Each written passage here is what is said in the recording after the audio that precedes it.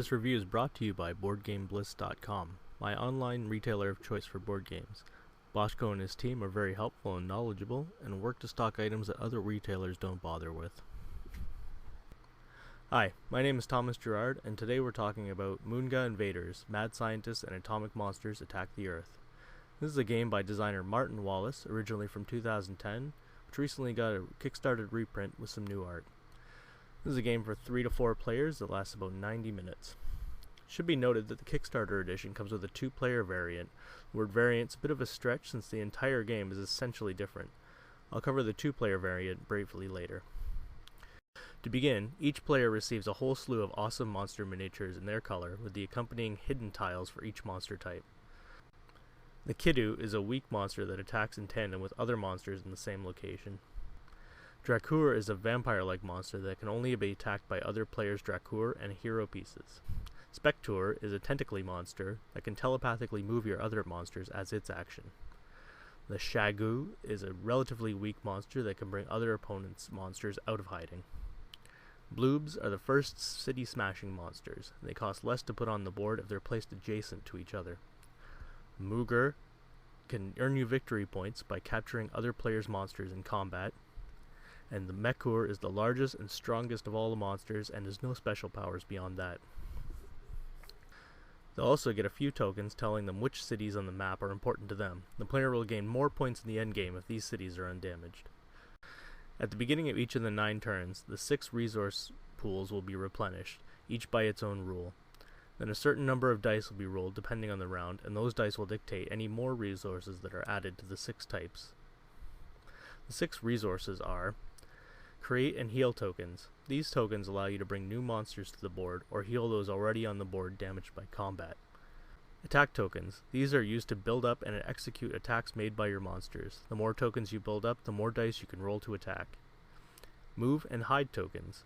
These tokens allow you to move your monster around the board according to its movement allowance or take a visible monster into hiding, out of the prying eyes of the military. Hero pieces are added to the board in cities where there are hidden monsters. Heroes can expose hidden monsters and fight Drakur, but no other monsters. The last pool is military pieces. The first pool gets seeded with infantrymen every round, while the other one does not. Each dice added to these areas adds an increasingly tougher military unit to the pool. Next are tanks, then fighter jets, and finally atomic bombs. During a round, players take turns in player order choosing a token from the 6 pools and using them for their actions, building up attacks to unleash on other monsters or the cities of the world, to adding and moving monsters or sending pesky humans out to ruin someone's day. Players without any more actions pass, and the round ends when all players have passed. Any remaining tokens are removed from the pools and they are replenished. Players score victory points by having done the most damage to cities marked by their color of rubble pieces, as well as a few other rules involving Drakur. The 2-player variant is a very basic wargame style game where each player takes up the side of either the humans or the monsters. The humans win by destroying all the monsters, and the monsters win by destroying all the buildings or humans.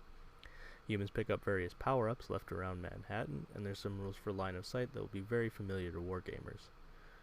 Most of the actions are done matching icons on cards. I won't go into too much detail about the 2-player version as it feels very tacked on. As for my opinion on Moongha Invaders, I felt it to be very slow and strategically uninteresting. Each round started with the obvious choice of creating and building up attacks on monsters. Every player painstakingly took 1 token at a time from these piles until they were gone, and we reluctantly moved on to the hero and military pieces. Move and hide tokens were rarely used since we can put our monsters anywhere on the board that we wanted. Attack tokens were added to the pool in a painfully slow manner, making attacks either weak or too few and far between. And it was particularly devastating if a monster you've been building up an attack with was destroyed, because it could have taken you a few rounds to get enough attack tokens to do any real damage. Everyone at the table skipped right over the first 4 monsters in favor of the city-smashing Bloob, Moongha, and Mekur, only putting the Drakur pieces on the board for their endgame bonus. The strategy was very light, and even with 4 players we found ourselves in very little conflict with each other, simply moving around to unoccupied cities, smashing buildings, and hoping not to get noticed. All this runs counter to the game's theme of B science fiction movie monsters and the mayhem and destruction they can cause. In my opinion, a game about vampires and giant robots should be almost entirely explosions and crumbling buildings. Now that being said, I think this game is not meant for a crowd like myself and my game group, and in the right atmosphere it could be very well received. Moongha Invaders is marked at age 13+, and I think that's a perfect audience for this game. Younger players will have a lot of fun with the excellent miniatures and not be bogged down by too much strategy. The art is fantastically vibrant and cartoonish, and the miniatures are just great. I especially love the Mechur. But looking back at some of the art from the original 2010 release, I find it to be much better. A clean, black-white comic book style was much more my taste. So I'm going to say if you're looking for a good monster game with a lot of action, you're unfortunately not going to find it here, nor if you're looking for a deep strategic world takeover. But what you will find is an excellently produced, light, monster-themed game that won't burn your brain and will be a lot of fun with the kids. Thank you for listening. Bye.